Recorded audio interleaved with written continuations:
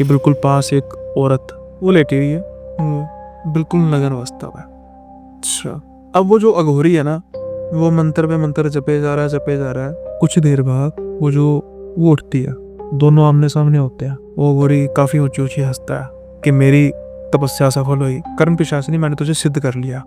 लाश खड़ी हो गई है नग्न अवस्था में। बड़ी खराब चीज हो रही है, कोई बहुत हाई लेवल का जादू हो रहा है। उसके बाद नई बिल्डिंग बनाने के लिए जंगल काटा गया, तो वहां पर कई कंकाल मिले। दादाजी कहते हैं कि तुझे कोई नजर तो नहीं आया शख्स? तो कहते हैं हाँ, एक बूढ़ा जो है वो मुझे नजर आया, जो ना जाने कहाँ से उसने उस लड़की की लाश ढूंढी। जब ये नज़ारा देखते हैं ये तो भागते हैं।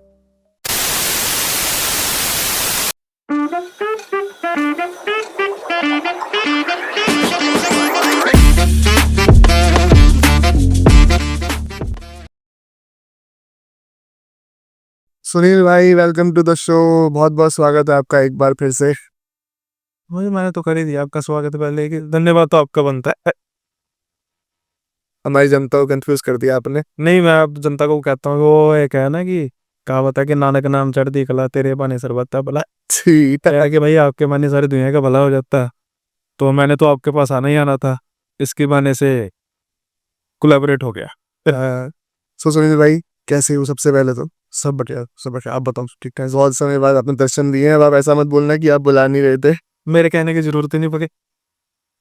मैं सुन सुन के थके। कैसे क्या होगा ना कि डर कायम रहे, कि मेरे कहने की जरूरत ही नहीं पड़ी, आपने बुद्धि वो होती। जी जी जी।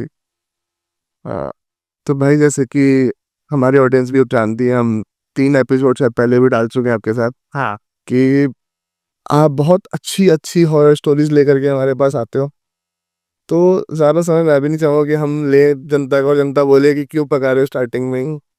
करो जिस काम के लिए आए हो, जो थंबनेल दिखा के आए हो वो शुरू करो। निकलो यहाँ से। बस वो बातें शुरू करो। तो मैं भी ये कहूँगा कि किसी एक स्टोरी से, जैसे हर बार करते हो, हाँ सही। स्टार्ट कीजिए कन्वर्सेशन को और माहौल को गर्म कीजिए, स्टूडियो गर्म कीजिए। देखो भाई, क्या है कि मैंने ना फील किया, अब देखो मेरी भी थोड़ी सी मजबूरी है, क्योंकि जो भी मैं किस्से बताता हूँ, मेरी कोशिश होती है कि वो मुझे सब्सक्राइबर्स भेजें। और कुछ पार्ट होता है जिस पे मैं रिसर्च करता हूँ, रीड करता हूँ ना, तो आमतौर पे मेरे सब्सक्राइबर कहते हैं कि भाई आप जब पॉडकास्ट में जाते हो ना, तो प्लीज़ आप वो किस्से मत बताया कि जो अपने अपने मतलब स्टोरी नरेट की है अपने चैनल पे। अब व्यूअर्स को पता है कि भी मैं तो रोज़ करता हूँ स्टोरी नरेट, अब इतना मटेरियल झूठ बोल लूँ तो कोई कमी नहीं है, हम्म। सच बोलो तो ढूंढना पड़ता है। लेकिन फिर भी मैंने ये कोशिश की है कि मैं जो पॉडकास्ट की संख्या है उसको कम करूं, ताकि जो क्वालिटी है वो बरकरार रहे। तो इसलिए जो किस्सा है पहला, ये बिल्कुल फ्रेश है, इसलिए इसका मेरे चैनल से कोई लेना देना नहीं है। बिल्कुल नया है, तो जो मेरे रेगुलर व्यूअर्स हैं उनको भी, उनके लिए भी है कि भाई आपके लिए भी नया है, तो आप सुनिए इसको। तो ये ना, जो किस्सा है ये बेसिकली कोलकाता का। तो क्या, तो कोलकाता में जो अमित है, वो अब कॉलेज में जाता है। बेसिकली वो कोलकाता का रहने को वाला, वो किसी गांव का रहने वाला। तो कॉलेजेस में हॉस्टल वगैरह भी होते हैं। अब जो ये कॉलेज है ना, सब ठीक है, कोई बुता बात नहीं, कोई हॉन्टेड कॉलेज नहीं है। इसका कोलकाता का एक अच्छा कॉलेज है। कोई कहानी नहीं सुनी किसी के बारे में कि भाई इसने ये है अनटिल। अब जैसे जैसे कॉलेज बड़ा हो रहा है, वैसे वैसे जो स्टूडेंट है बाहर से भी आ रहे हैं, उनकी तादाद भी बढ़ रही है। तो फिर एक ना जो कॉलेज है बेसिकली उसकी जो एडजॉइनिंग है एक जंगल नुमा लगती, तो बाद में उन्होंने वो जमीन खरीदी, जंगल को काटा और उस पर हॉस्टल जो है नया बना। बिल्डिंग नहीं बनी हॉस्टल की, वो 4 फ्लोर थे उसके। ठीक है, मैं 5 कहने लगा था, बट वो जैसे ग्राउंड फ्लोर इंक्लूडिंग 4 फ्लोर थे। तो अब ये बिल्कुल नया था और इसको जो अलॉट किया गया, वो जो नए स्टूडेंट, नया बैच आने वाला था, उनको दिया गया। जो अमित है ना, अब अमित को मिलता 4th फ्लोर। ओके। और वो खुश था कि भाई ठीक है, अच्छा मतलब मुझे मिला है, बिल्कुल टॉप पे है। और ऐसा नहीं है पढ़ने लिखने वाला स्टूडेंट था, शाय नेचर का था, इंट्रोवर्ट टाइप का था, इसलिए वो शेयरिंग पे पसंद नहीं करता था। वो लेता था बिल्कुल, उसने लिया अपना बिल्कुल सेपरेट। अब जैसा मैंने कहा कि कॉलेज में कोई ऐसी दिक्कत नहीं है कि भाई कॉलेज का कोई रूम वांटेड होगा, कोई क्लास वांटेड होगी, ना ही कोई हॉस्टल में कोई ऐसी दिक्कत है जो पहले हॉस्टल। लेकिन जैसे मैंने इस हॉस्टल की बात की कि ये किस पर बना था, जंगल को काटा गया था, जंगल का एक हिस्सा काटा गया था, उस पर ये नई बिल्डिंग बनी। अब शुरुआती जो 1-2 महीने हैं, पता नहीं बच्चों की हेजिटेशन या फिर किसी के दिमाग में ये बात रहने की शायद कोई प्रैंक कर रहा है, या फिर शायद कोई रैगिंग के लिए तंग तो नहीं करता, जैसे कोई हल्की फुल्की ना छुटपुट घटनाएं होती रहनी, दरवाजा खटखटा रहा है कोई ऐसा सा, तो ये ना इतना गौर नहीं करते थे और आपस में कोई लड़के डिस्कस भी नहीं करते थे। लेकिन ऐसा कुछ था नहीं, क्योंकि जो सीनियर्स का था वो अलग था। इस हॉस्टल का आपको भी पता होगा कि हर एक हॉस्टल का जो बिल्डिंग होती है उसका जो वार्डन होता है अलग अलग होता है ना, तो इसका अलग था वार्डन, कोई दिक्कत वाली बात नहीं। अब क्या होता है कि जो ये सारा किस्सा, मतलब जो सीक्वेंस इंसिडेंट जो होते हैं कहाँ से शुरू होते हैं, ये जो खिड़की है उसको खोलकर अपनी पढ़ाई करता अमित।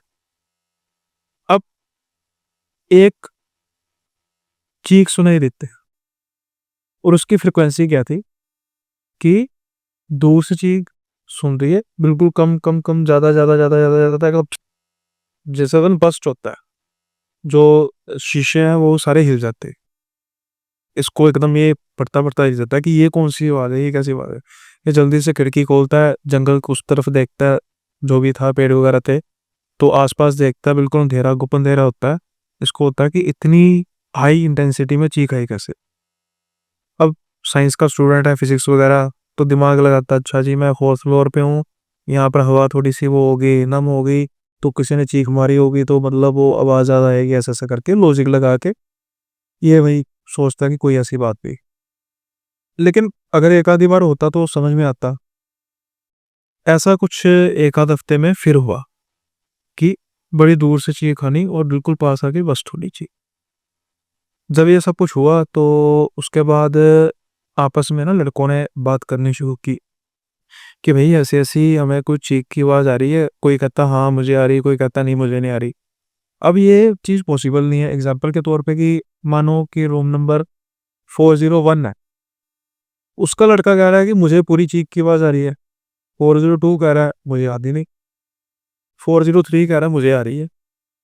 ऐसा कैसे हो सकता है कि भाई बीच वाले को आ नहीं रही है, आसपास आ रही है, उधर वाले को नहीं आ रही।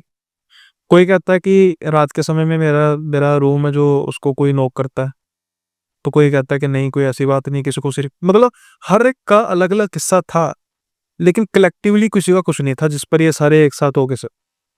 लेकिन क्या होता है कि रात का समय होता है और तकरीबन कुछ 11-12 बजे का समय होता है, एक चीख की आवाज आती है। ये चीख सबने छोड़ी, क्योंकि ये चीख कोई ऐसी चीख नहीं थी, किसी औरत की चीख नहीं थी, ये कॉरिडोर से आ रही थी, फोर्थ फ्लोर पे एक लड़के की। जब जल्दी से सारे, अब सबने सुनी है, सब दरवाजा खोलते हैं, कॉरिडोर से आवाज आ रही थी, तो क्या देखते हैं कि एक लड़का बिल्कुल कोने पर दुबक कर बैठा है और उसके सामने एक और लड़का खड़ा है, जो मतलब नॉर्मल खड़ा है, लेकिन अपना सर घुमाया जा रहा। अब ये थे दोनों मतलब हॉस्टल के लड़के थे। जब जाके वो देखते हैं तो वो क्या लड़का है कि वो बिल्कुल ना पागलों की तरह सर घुमाया जा रहा है और जानवर की तरह घुराया जा रहा है, जैसे कोई अंदर इंसान नहीं है, जानवर है जैसे। तो वही उनको पहले ना देख के कुछ लड़के हंसने लग पड़ते हैं कि कोई प्रैंक प्रॉन्क तो नहीं कर रहे हैं, कोई कुछ कर रहे हैं। लेकिन क्या होता है कि जैसे ही वो एक लड़का उसका हाथ पकड़ता है, कलाई पकड़ने की कोशिश करता है, वो बड़ी जोर से उसकी कलाई को छटकता है और वो सीधा दीवार पे जाके लगती है। अब उसका जब हाथ हर्ट होता है, उसको गुस्सा रहता है, गर्म खून लड़के, वो गुस्से में उसको गाड़ी निकाल के तो उसको पंच करता है। जैसे एक ना रिएक्शन आता है एकदम, जैसे ही पंच करता है, उसको तो कुछ होना नहीं था, उसकी जो मुट्ठी है वो टूट जाती है, मतलब फ्रैक्चर प्रॉपर हो जाती है, जैसे कि किसी ने दीवार को ही मारा है। अब जब ये चीख वगैरह सुनाई थी, यकीनी तौर पर भी वार्डन ने कुछ देर में समय में आ जाना था। अगर वार्डन आता है तो वो देखता है कि भाई ये सील क्या चल रहा है यहाँ पे। पहले तो उसको लगता है कि कोई शायद, कई बार होता है ना जैसे कुछ जानबूझकर जिनको पढ़ाई का प्रेशर होता है, वो कुछ ऐसी हरकतें करते हैं जिससे ऐसा लगे कुछ पैरानॉर्मल हो रहा है। तो वार्डन तो इन चीज़ों से निकलते रहते हैं, उनको ये लगता है कि यार ऐसे ही कर रहा होगा। तो वो उसके पास जाता है और लड़के का नाम होता है सुशील। उसको कहता है अरे तू क्या कर रहा है, लेकिन वो जवाब नहीं दे रहा, वो सर हिला रहा, थोड़ा देर हो रहा है बट सर हिला रहा है। अब जो आसपास के लड़के वो सीरियस हो चुके हैं, उनको पता लग गया कि भाई चीज सीरियस है, इतना इतना बड़ा जो है उसकी हाथ टूटा है, वो तो भाई साइड पे अपना चीख रहा, देखो मेरे साथ इसने क्या किया, ऐसा किया। तो अब वार्डन उसके पास जाता है और वो भी उसकी ऐसे कलाई पकड़ता है, तो क्या कर रहा है, मैं मतलब तेरी कंप्लेन करूंगा ऐसे। अब वो उसका पीछे सर पकड़ रहा है वार्डन का, वो सीधा दे मारता है दीवार। अच्छा, अब बात हो गई थी सीरियस बहुत ज्यादा, क्योंकि वार्डन अब है अनकॉन्शियस, बेहोश। जल्दी से लड़के नीचे जाते हैं, सिक्योरिटी गार्ड्स को बुलाते हैं। अब वहां पर लग चुका था एक किस्म का मजबा कि भाई ये लड़के को क्या हो रहा है, ये अजीब सी तरीके से घुरा रहा है, और कोई इतनी देर तक सर घुमा ही नहीं सकता, बंदा मरीज है नहीं। इतनी देर स्पाइन ला ला के ला के, मतलब इस वाक्य को तिन्हों 20-25 मिनट तो हो चुके थे, पर वो कंटिन्यूसली सर को घुमाया जा रहा, जैसे बस अपने बस के तो नेचुरली बात था नहीं। जब ये देखते हैं कि भाई जो वार्डन है वो बेहोश पड़ा है, कौन से लगता, सिक्योरिटी गार्ड थोड़ी सी हाथ आजमाई करने की कोशिश करते हैं, तो वो कहते हैं कि जब उसको पकड़ रहे हैं ना, तो बिल्कुल पत्थर है, जैसे मान लो कि एक मूर्ति खड़ी हुई है बहुत भारी, इधर वो खींचना तो धूल हिलाना तक नामुमकिन है। अब वो सिक्योरिटी गार्ड कह रहे हैं इसको पकड़ो यार, इसको पकड़ कर नीचे लेकर जाओ, ये करो वो करो, लेकिन वो तो किसी के हाथ आ नहीं रहा। और जब ये फिर में एम्बुलेंस वगैरह को बुला लिया जाता है कि भाई इसको तो लेकर जाओ, ये ना मर जाए बाद, ये जल जाती है और यहाँ से पूरा मतलब हंगामा वगैरह हो जाता है, सारा क्रिएट हो जाता है। क्या होता है कि कुछ समय बाद जब तक उस पर वो कर रहे होते हैं कोशिश उसको हिलाने की, वो सबको पीछे करता है, वो साउथ की मूवी वाला सीन हो गया, सारे इधर उधर गिरते हैं। तो अब वो भागता है, जल्दी से भागता है। अब एक चीज इसमें सबसे हैरानी वाली बात कि अगर वो सीढ़ियां नीचे उतरे, ठीक है, इंसानी तौर पर, वो भागता है बालकोनी की ओर, चौथे फ्लोर से सीधा नीचे छलांग लगाता है। फर्श जो था वो पक्का था। अब आप सोचो खुद कि कोई एक आम इंसान चौथे फ्लोर से छलांग लगाएगा तो उसका क्या असर होगा। लेकिन वो जंप लगाता है और बाहर की तरफ भागता है, कोई असर नहीं उसको, एक पैसे का असर नहीं कि गिरा है कुछ हुआ है, जैसे कि बस वही सुपर हीरो को नीचे है। अब उसके पीछे सिक्योरिटी गार्ड भागते हैं, वो उसका जो मेन डोर होता है उसका हॉस्टल का, उसको गेट को खोलता है, वो जंगल की तरफ भागता है। अब क्या होता है कि पुलिस को इन्फॉर्म कर दिया जाता है कि मामला बहुत ज़्यादा बिगड़ चुका था, उसके पेरेंट्स को भी इन्फॉर्म कर दिया जाता है कि भाई ये तो बात बहुत ज़्यादा बिगड़ गई है, जंगल में बच्चा गुम हो गया है, मिल रहा नहीं है, पूरे मतलब बुला लिया गया, जितनी भी मतलब पुलिस को बुलाया जा सकता था। सारी रात जो है वो ढूंढते हैं लेकिन मिलता नहीं है। अब अगले दिन जब सुबह होती है तो एक पुलिस वाले को मिलता है। वो क्या कर रहा था, वो बैठा हुआ था आराम से, पुलिस वाला जब उसको देखता है वो उसकी तरफ देख के मुस्कुरा रहा था। एक उसके बिल्कुल नीचे कुत्ता था मरा हुआ, आंतड़ियां उसकी उसने निकाल दी थी, खाया जा रहा था उसके देख के, जैसे कि अपने आप में वो है थी।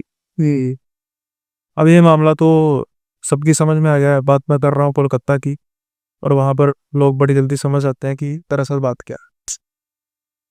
उसको ले जाएगा, उसके बाद वो वापिस नहीं आया।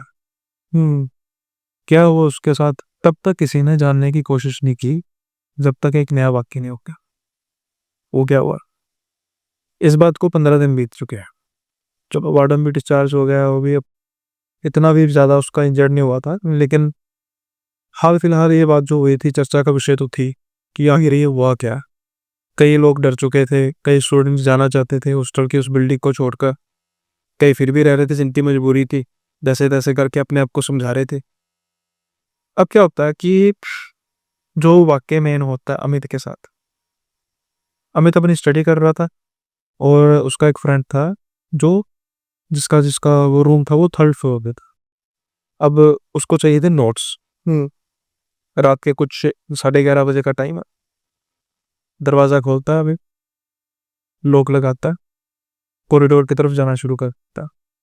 अब जब जाते जाते ना, अचानक से उसके गाल पर कुछ लेसदार चीज गिरती है। वो देखता है, थूक। थूक कहाँ से आ गया। ऊपर देखता है, ऊपर जो वो लड़का था सुशील, उल्टा ऐसे जैसे छिपकली होती है ना, मुंह उसकी तरफ, आंखें बिल्कुल उसकी वाइट, उसकी तरफ देख रहा है, उसके थूक की लार निकल रही है उसके ऊपर की और बस ये देखने की देर थी। आज उस कॉरिडोर में फिर एक चीख गूंजती है, चीख गूंजती है अमित की। सारे इकट्ठे होते हैं। अमित को तो एक किस्म का पैरालाइज हो चुका था, वो अपने आपे में था नहीं, क्योंकि इतना सीन देखना। अब खुद सोचो कि अब आप मेरे साथ बात कर रहे हैं, अचानक आपके यहाँ पे कुछ चीज गिरे, आप ऊपर देखो और ऊपर एक लड़का हो, मुंह उल्टा करके आपकी तरफ देख के मुस्कुरा रहा हो, तो कुछ समय के लिए आपका क्या हाल होगा। वही हाल अमित का हुआ। जब अमित अपनी सेंसेस में आया, अमित अपने आप को बताने की सबको कोशिश कर रहा था कि मेरे साथ ये हुआ, मैंने सुशील को देखा है, लेकिन कोई मानने के लिए तैयार नहीं, सुशील तो जा चुका है। अब कई लड़कों के मन में आया कि कहीं वो सच में तो नहीं जा चुका। फिर फोन किया गया घर में, लेकिन पता लगा कि वो पागल खाने है, कि पागल हो चुका, मेंटली अपसेट हो चुका। फिर जो उस दिन उसने देखा वो क्या था, किसी को मुझे नहीं पता।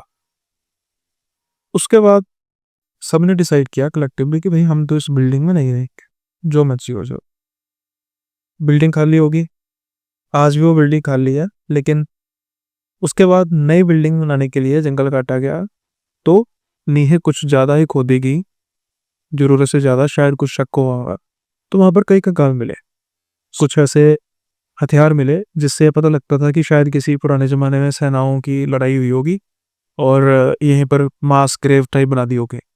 और शायद वो भी जो बिल्डिंग थी कुछ ऐसे ही किसी जगह पर बनी थी। और बेसिकली अच्छी बात, बुरी बात है कि ठीक है एक विक्टिम हुआ, लेकिन अच्छी बात यह है कि सिर्फ एक ही विक्टिम हुआ। ये बात बहुत ज़्यादा बड़ी नहीं, वही ऐसा भी हो जाता है। और किस पे किसका जोर सक कैसे, वो कितनी कैसी मतलब थी कि कितनी कंफ्यूजिंग थी कि एक को कुछ पता लगता था, दूसरे को कुछ पता लगता था, और उसके बाद आज तक ये पता नहीं लगा कि अगर सुशील जिद्दा है तो फिर वो कौन था। वो उसको ऐसे देख। तो वो जो था, उस पैसा का क्या हुआ?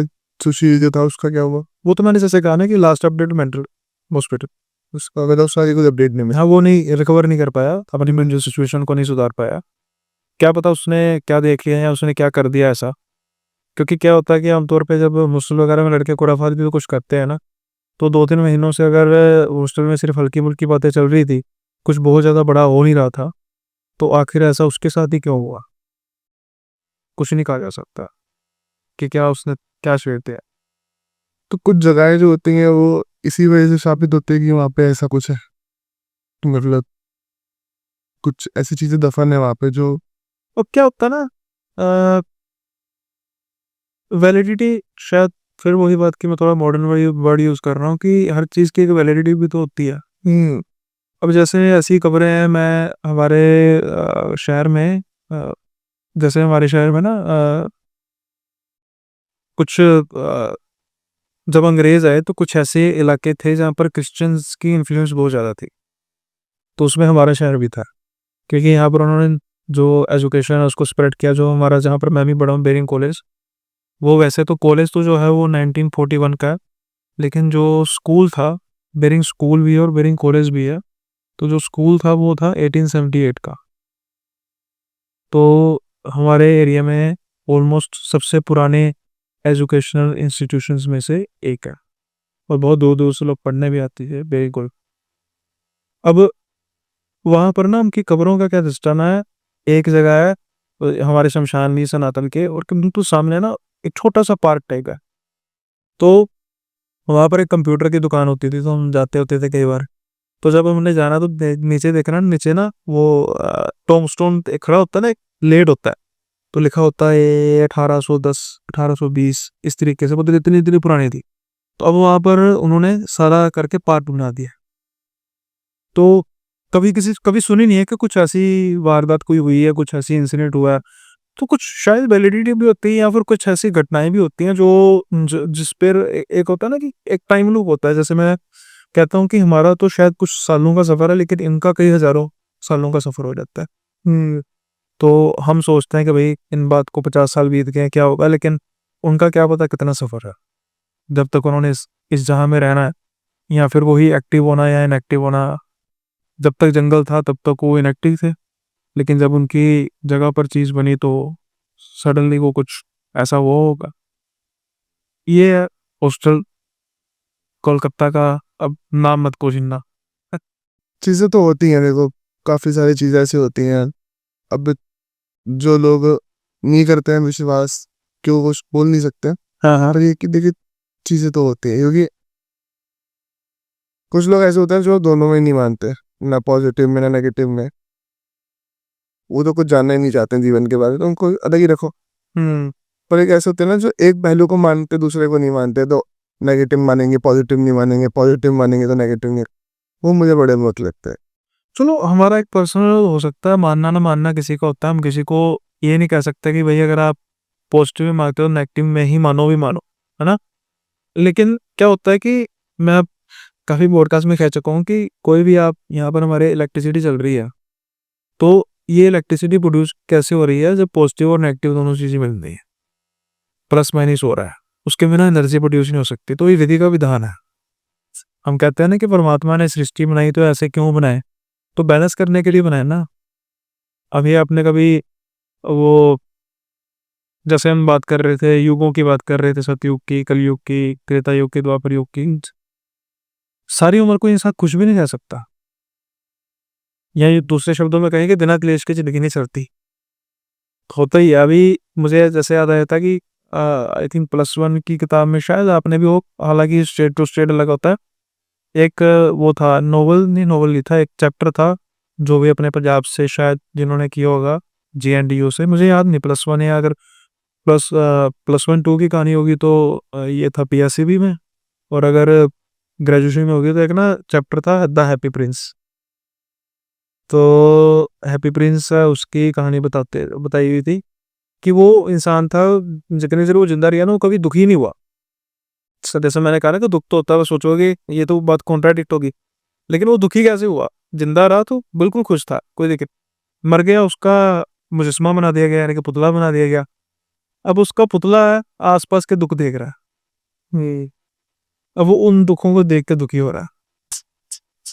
यानी कि दुख तो चाहे जैसे मर्जी है, आफ्टर लाइफ है, बिफोर लाइफ है, इन विद इन लाइफ है, एंड से कहीं ना कहीं तो झेलना पड़ेगा। तो ये दुखांत होता है कई लोगों का। बाकी अभी एक किस्सा है, अभी ये किस्सा है करण पिशाच का। प्रदीप अभी बेसिकली अपने टीनेज में बड़ा खुश था, वंडरलैंड होकर आया था। वंडरलैंड कौन से शहर में है पता लग जाएगा सबको, मतलब जिनको पता है वो कमेंट में बता सकते हैं, और पता लग जाएगा कि वो किस्सा किस शहर का है। लोग कहते हैं ना यार शहर का नाम तो बता दो कम से कम, मैंने हिंट दे दिया। तो वो ना वंडरलैंड होकर आया था और काफी खुश था। घर जो था ना उनका वो था मतलब गलियों में। हम्म। क्या होता है कि ये शाम के समय में टाइम होता है शाम का, और अपने घर जा रहा होता है जी।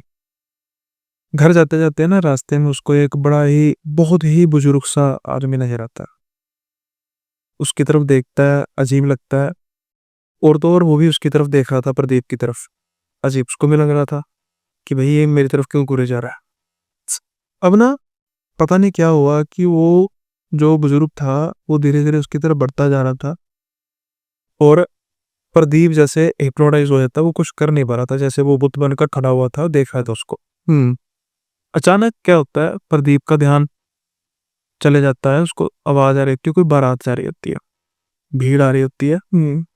प्रदीप का ध्यान हटता है, दोबारा से देखता है, और वो बूढ़ा गायब। प्रदीप को बड़ी हैरानी होती है, देखते ही देखते गायब कैसे हो गया। आगे की गली में जाके देखता है, इधर देखता है, बूढ़ा इंसान जो चल भी बड़ी मुश्किल से सकता है, वो देखते देखते गायब कैसे हो गया। अब ना प्रदीप चलो जाता है, किसी से बात नहीं करता, उसको लगता है कि नॉर्मल बात है। लेकिन क्या होता है कि सुबह जब प्रदीप माथा टेकता है मंदिर में, उसके दादाजी साथ में खड़े होते हैं। जैसे ही उसकी कलाई की तरफ देखते हैं, एकदम से वो झल्ला जाते हैं कि तेरी मोली कहाँ पे। प्रदीप एकदम देखता है कि हाथ में मोली तो बंधी नहीं। तो वो कहता है अच्छा अच्छा दादाजी, वो कल वंडरलैंड होकर आया था ना, तो नहाते गिर गई होगी। पर दादाजी तो ऐसे जलाए हुए थे कि जैसे मोली नहीं छूट गई, वहां पर उसकी जान छूट गई है। वो जल्दी से एक रोली जो होती है, बड़ी उन्होंने संभाल के रखी होती है, उसको पत्ते बांधते हैं, बड़ी हड़बड़ाहट में बांध रहे होते हैं। तुझे नहीं पता क्या क्या चीज हो सकती है, इतनी तू मतलब इस चीज़ में लापरवाही कर रहा है ये वो। प्रदीप सोच रहा है कि दादाजी को मतलब ऐसे मैंने कभी देखा ही नहीं है।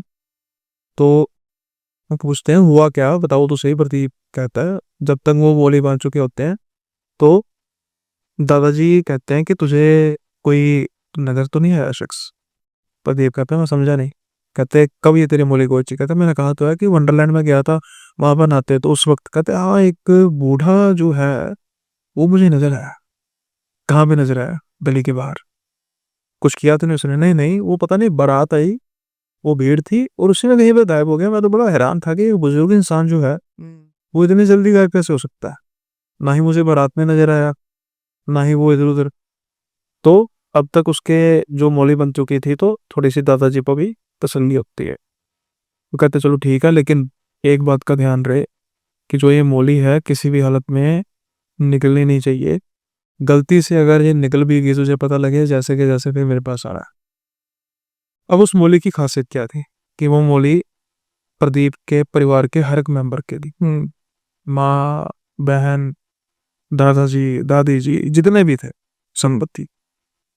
अब पूछा जाता है कि थोड़ा सा प्रदीप को क्यूरियोसिटी होती है कि दादाजी बताओ तो सही बात क्या है?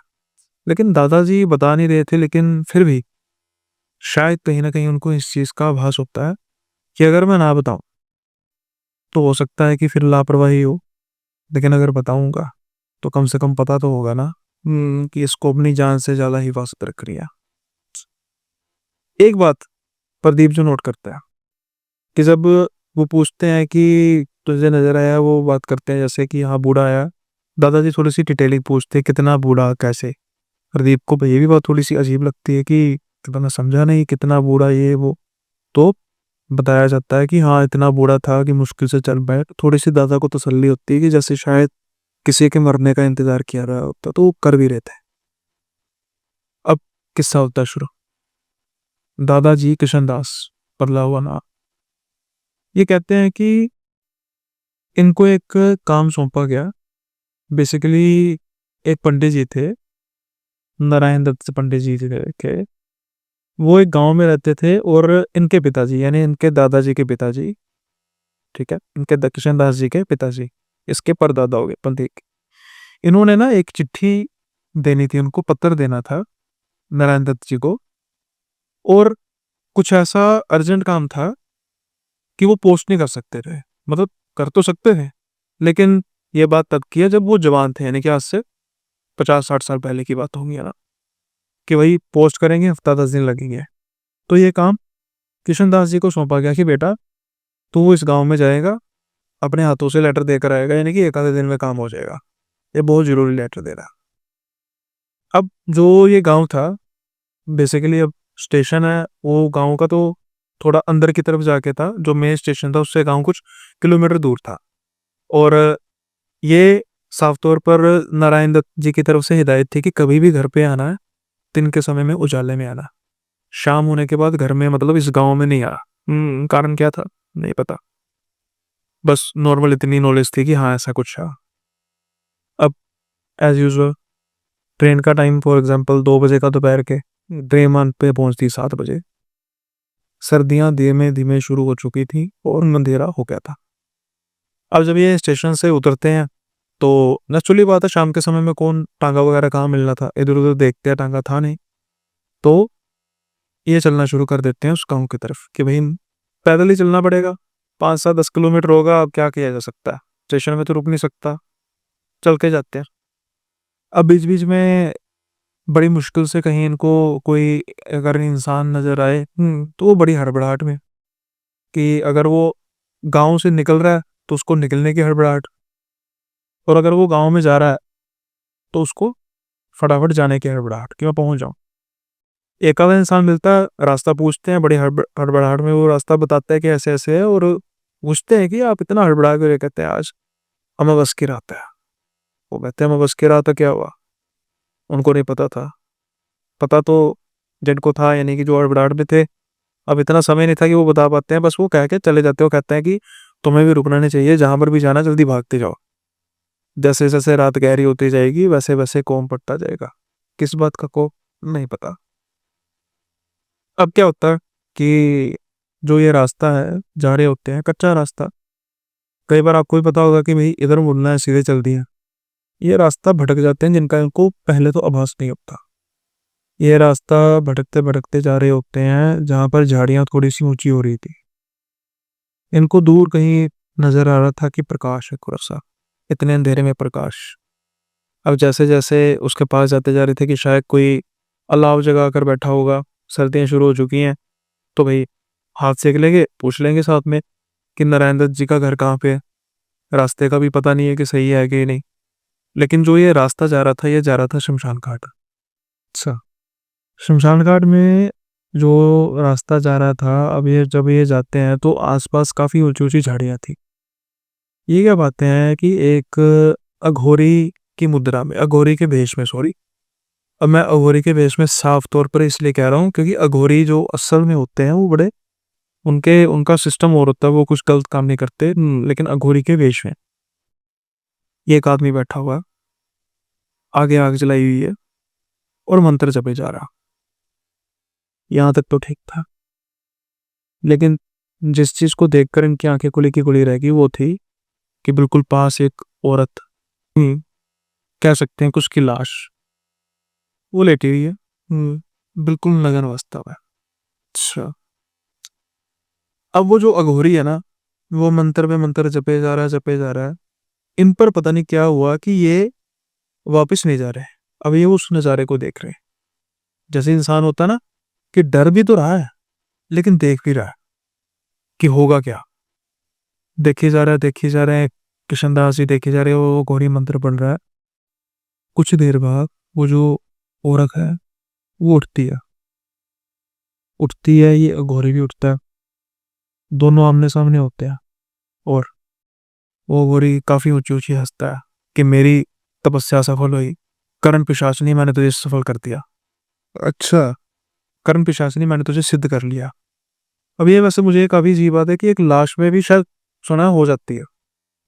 अब हंस रहा ऊंची ऊंची, जैसे कहता है ना शैतानी हंसी।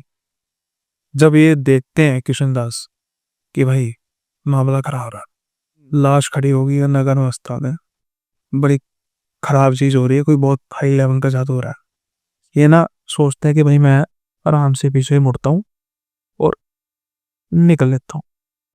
मुड़ते हैं, नीचे जो पड़े होते हैं सूखे पत्ते, और टहनी कोई आवाज आती है, ठक। जैसे ही टक की आवाज आती है घोरी सुनता है, झाड़ी की तरफ, इसकी तरफ ध्यान जाता है। हालांकि झाड़ियां थी, नजर नहीं आ रहा था, बस ध्यान जाता है कि इस तरफ से आवाज आई है। और जो वो सामने लड़की खड़ी थी वो फिर लाश में तब्दील हो जाती, जैसे अचानक उसमें से प्राण निकल गया। अच्छा, अब अघोरी ओंकार बनता है कि किसने मेरी सिद्धि को सफल कर दिया।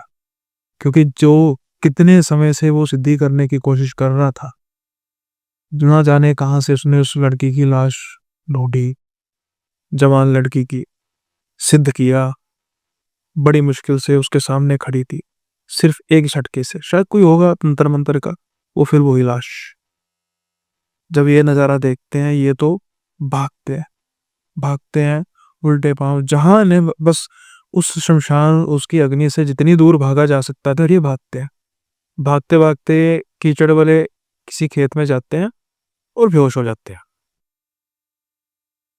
अब जब इनको होश आती है, ये देखते हैं कि इनके सामने एक बड़ा बड़ा ही, जिसे कहते हैं ना, नूरानी चेहरा होता है। एक इनको इंसान देख रहा है और पूछता है, किशनदास सब ठीक हो? एकदम से हड़बड़ाते हैं कि मैं कहाँ हूँ। देखते हैं घर का आंगन है, माहौल चाल ठीक है, दिन का समय है। तो ये कहते हैं जो सामने था, किशनदास मैं नारायण दत्त हूँ, तुम जहाँ पर भी हो ठीक हो? तो किशनदास जल्दी से अपने हाथ डालते हैं कि मैंने पत्र देना था। तो नारायण दत्त कहते हैं कि मैं पत्र पढ़ चुका हूँ, आपके पिताजी का जो भी संदेश था मुझे मिल चुका है, कोई डरने की बात नहीं बेटा। लेकिन हुआ क्या मेरे साथ? किशनदास देखते हैं कि मैं तो शायद किसी खेत में था। तो नारायण दत्त कहते हैं कि हाँ तुम खेत में ही मुझे मिले सुबह, किसान को किसी को मिले तो उसने बताया मुझे, और आके फिर हम तुझे लेकर आए। तो जब छानबीन की तो तुम बत्तर से मुझे पता लग गया कि तुम बेटे हो किशन दासों के। अब वो बताता है सारा किस्सा शुरू से लेकर एंड तक क्या हुआ। अब नारायण दत्त हैं जो उनके माथे पर चिंता की लकीरें थी और वो कह रहे थे कि मैं भी कहूँ कि मैं भी कहूँ कि ये गोपाल चंद जो है पिछले एक हफ्ते से हमारे घर के आसपास क्यों मंडरा आ रहा है। अब जब ये बात सुनते हैं एक हफ्ते से, वो कहते हैं एक हफ्ते बाद तो तुम्हें जा गए। तब कृष्णदास ये बात सुनते हैं तो वो घबरा जाता है कि मेरे घर वालों को, वो कहता है कोई बात नहीं, मैंने पत्र लिख दिया, पहुंच चुका होगा या पहुंचने वाला होगा कि अभी कृष्णदास थोड़ा सा बीमार है, कुछ दिन उसको लगेंगे। अब जब ये बात सुनते हैं तो फिर कृष्णदास पूछते हैं कि ये गोपाल चंद है कौन। अब गोपाल चंद का किस्सा क्या था कि वो कहते हैं कि बेटा बदकिस्मती से ये गोपाल चंद मेरा भतीजा है। शुरू से ही इसके लक्षण जो है वो ठीक नहीं थे, बचपन से ही ये गलत कामों में पड़ चुका था। कैसे तांत्रिकों का बेल जो इसने बढ़ाना शुरू किया जो काला जादू करते थे। मेरे बड़े भाई यानी गोपाल चंद के पिता को ये सब कुछ पसंद भी था, लेकिन जिसे कहते हैं ना कि उनकी आंखों को ओझल करके, उनकी आंखों से ओझल होकर ये काली करतूतें किया करता था। कुछ समय बाद क्या हुआ कि हमारे गांव के जो जानवर है वो मरने शुरू हो गए।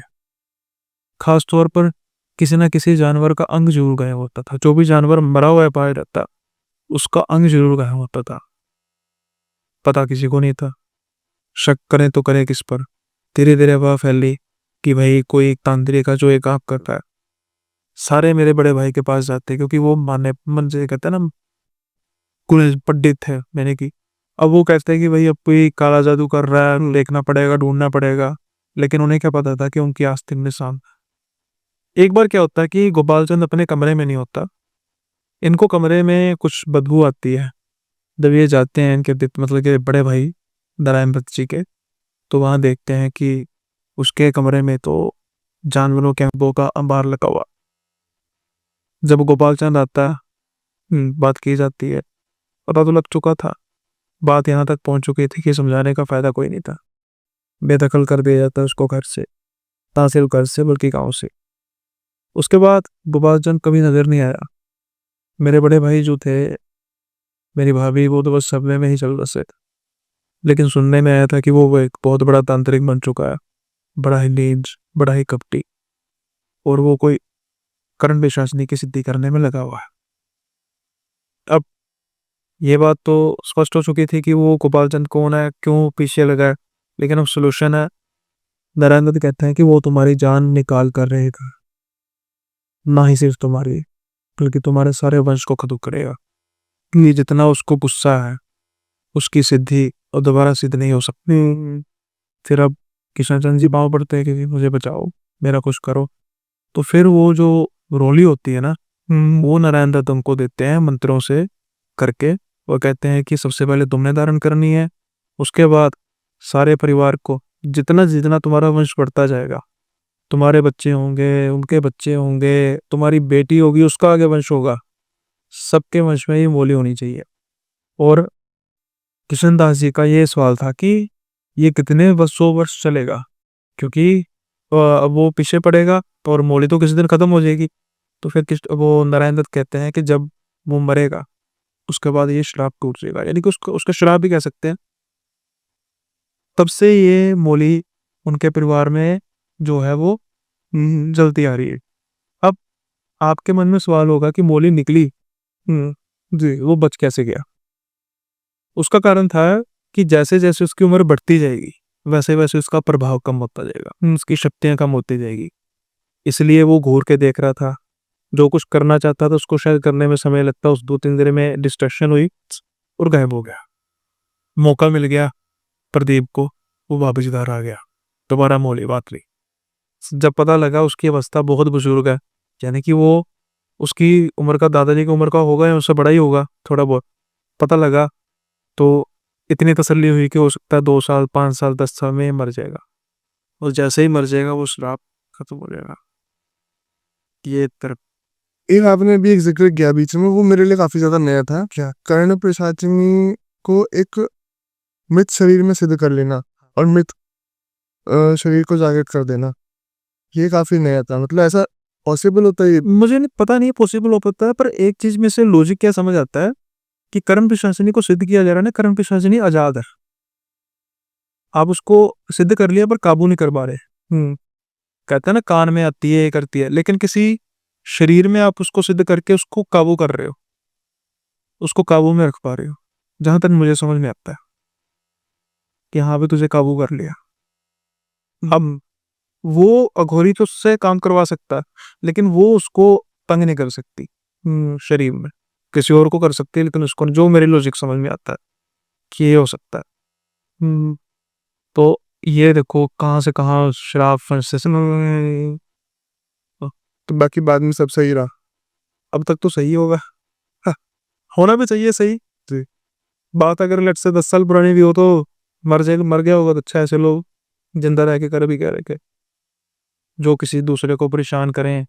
अब लेट से किसी लड़की की लाश है, अब मृत शरीर है, पर जब तक वो खाक नहीं होता तब तक अटैचमेंट तो घर वालों की रहती है ना, क्या पता कहाँ से, क्या पता उसको मर्डर किया हो खास तौर पर, और उससे पहले जो जानवर मारे तो कितने उसने कर्म किए होंगे, कर्म किए। कहते हैं ना वो इतने बड़े पंडित के घर में भी राक्षस पैदा हो जाते हैं, वो साहब सही। तो ये था किस्सा करण पिशाचनी का। करण पिशाचनी से हमारे जो भी है लोग फैसिनेट बहुत ज्यादा हो रहे हैं आज का, अगर आप नोटिस करोगे। क्या होता है ना, वो आपने सुना होगा इजी मनी, सुनने में तो बड़ा अच्छा लगता है, अच्छा करण पिशाचनी ये भी इच्छा पूरी कर देगी, करण पिशाचनी वो भी इच्छा पूरी कर देगी, लेकिन वो कहते हैं ना कि हर एक चीज का एक प्राइस होता है। तो आप डेविल से डील कर रहे हो, परमात्मा से प्रेम का कोई प्राइस नहीं है, परमात्मा की कोई डिमांड नहीं है, परमात्मा आपको ये नहीं कहेगा कि अच्छा कर्म करो। उन्होंने आपको, देखो हम कहते हैं ना कोई कहता है कि गुलाम है, परमात्मा ने आपको बिल्कुल आजाद करके भेजा। एक एथिक्स सेट किए हुए हैं कि हाँ ये चीजें होती हैं, ये चीजें करनी चाहिए, ये नहीं कहा कि ये चीजें करनी है, डिपेंड आप पर होता है कि आप क्या कर रहे हो, उसके हिसाब से आपके कर्मों की सजा मिलती है, क्या कर रहे हैं। तो परमात्मा तो किसी बंधन में नहीं बांधता, हम खुद अपने बंधन में बंध जाते हैं कि ऐसा करेंगे तो वो नाराज हो जाएंगे। नाराज वो होते हैं जब वो कोई गलत काम करते हैं, कोई रिचुअल तोड़ते हैं, उससे नाराज नहीं होता कभी परमात्मा, उससे कभी नाराज, वो तो नानी खाई जा सकती है। ऐसा नहीं ना, मनो एग्जाम्पल के तौर पे कि आपके माता जी हैं, आप उनके चरण स्पर्श करते हो, तो हम क्या होता है कि मतलब पाँव छूते हैं, पाँव को हाथ लगाते हैं। अब एक दिन आप थोड़ी जल्दी में हो तो आपने उन्होंने घुटनों तक हाथ लगा दिया, थोड़ा सा कम झुके, तो अब वो आपको थप्पड़ मारने लग पड़े कि तेरी हिम्मत कैसी हुई, तो तूने पाँव क्यों नहीं छुआ, तो कैसा अटपटा लगेगा। तो क्या हम अपने माँ बाप से ऐसा एक्सपेक्ट करते हैं कि उनका स्वभाव ऐसा हो, लेकिन हम परमात्मा से करते हैं कि ऐसा करेंगे तो वो ऐसा नाराज हो जाएंगे, ऐसा करेंगे तो ऐसा नाराज हो जाएंगे। तो वो होते हैं नाराज जब किसी का नुकसान करते हैं, किसी को तंग करते हैं बेवजह, बेवजह ही होता तंग करना, कोई मजे में मन करता है किसी को, किसी का नुकसान कर दिया, किसी का अपशब्द गए, इन चीजों से नाराज होते वो कर लेते हैं, लेकिन बाकी सारे काम नहीं करते, यहाँ भी ऐसे करना है नहीं करना है। तो ये जो अघोरी मैंने कहा ना, अघोरी के वेश में, क्योंकि जो अघोरी होते हैं मेरे से ज्यादा तो आप ही जानते हैं कि क्या उनकी हैसियत क्या होती है। वो समाज में रहना पसंद नहीं करते। हाँ वो तो कट के रहते हैं, जंगल में रहते हैं, वो ना कैमरे में आके कुछ करते हैं ना किसी को कुछ बताते हैं, और जो बताते हैं मुझे नहीं पता वो अघोरी होते हैं या फिर वो अघोरी का कॉर्पोरेट वर्जन है, कॉर्पोरेट वर्जन ही हो गया भाई, होंगे ऐसा। ऐसे तो इस स्टोरी में जो आपने बताया, एक तरीके से वो एक कर्ज की तरह, एक कर्ज जो होता है उसकी तरह पीछे लग गया। कर्ज, हाँ शराब ही, शराब में नहीं होगा कर्ज की तरह। क्यों देख लो, एक छोटी सी चूक, अब इतने साल पहले उसका पोता हो गया उस बंदे का, और वंडरलैंड यानी कि 2 दिन घंटे के फर्क से मोली निकली और वो पता नहीं कहाँ से हाजिर हो गया। खुद देखो। मतलब वो पूरी कोशिश में था कि कुछ ना कुछ करना है, पर वो शक्तियां उसकी कम हो गई थी हाँ बुजुर्ग, उम्र के साथ। था उम्र के साथ, अगर वो होता। अच्छा, आप सोच के देखो कि मतलब कुछ लोगों के अंदर जीवन का मकसद ही वही बन चुका था कि इनको बर्बाद करना। उसकी सिद्धि नहीं ना हुई पूरी हो सकी, उसका बस एक, उसके बाद उसने अपनी जिंदगी इनको बर्बाद करने की कोशिश करी है, जैसे कि बुजुर्ग हो गया उसके बाद भी वो यही करना चाहता कि बस इनको बर्बाद कर। इनको बस सारा सारा का सारा वंश मारना है। मैं सोचता ही हूँ कि यार ऐसे लोग जब सच में मृत्यु को प्राप्त होते होंगे तो ऊपर जाके सोचते नहीं होंगे कि यार हमने तो जीवन ही खराब कर लिया अपना। ऊपर तो उनको फिर गरम कढ़ाई, खोलता हुआ तेल, वो जिसे कहते हैं ना अपना बैलों की गुफा, ये सब कुछ पता नहीं होता। परिचित फिल्म देखी है ना आपने? बस कोई होता है, जिन्होंने भी देखी वो समझेंगे। तो वो सच है, जो भी है गरुड़ पुराण से सब लिया जो लिया। और जिसने गरुड़ पुराण पढ़ लिया, मैं ये कह सकता हूँ कि अगर उसके मन में जरा सा भी एक होता है ना, एक भाव है अच्छे बुरे का, तो एक बार गरुड़ पुराण पढ़ लो तो कम से कम 50-60% तो उसका कम हो ही जाता है। उसकी जो पाप करने की इंटेंसिटी होती है कि वो सोचने में पड़ता है कि नहीं भी दिक्कत परेशानी आएगी बहुत ज्यादा। सही। तो ये है कि भाई ये वो प्ले ग्राउंड है जहाँ पर अभी हम हैं। जी। Decision is pending until we die. Sunil भाई, सबसे पहले तो बहुत बहुत धन्यवाद आपका। बहुत ज़्यादा मज़ा आया इस कन्वर्जेशन में, और हर बार की तरह कुछ ऐसी तलकती भड़कती कहानी आप लेके आए। मतलब ये एक बहुत ही अलग तरीका है आपका सुनाने का स्टोरीज को, बहुत ही सस्पेंस के साथ, थ्रिल के साथ, है ना। तो बहुत मज़ा आता है जब आप नरेट करते हो स्टोरीज को। अगली बार आएंगे तो थोड़ा सा और लंबा करेंगे पॉडकास्ट, और मेरी कोशिश होगी सारी कहानियां फ्रेश करना। आप देखो कि हमने सोचा था कि आज छोटा करेंगे तो 50 मिनट का हो गया। हाँ, 50 मिनट ज़्यादा होते हैं, बहुत ज़्यादा होते हैं। फिर भी ठीक है, 50 मिनट लगे, 40 मिनट को आज शायद नहीं, 50 मिनट तो ठीक है फिर भी। सुनील भाई, थैंक यू सो मच, एक बार और से आपने समय निकाला हमारे लिए।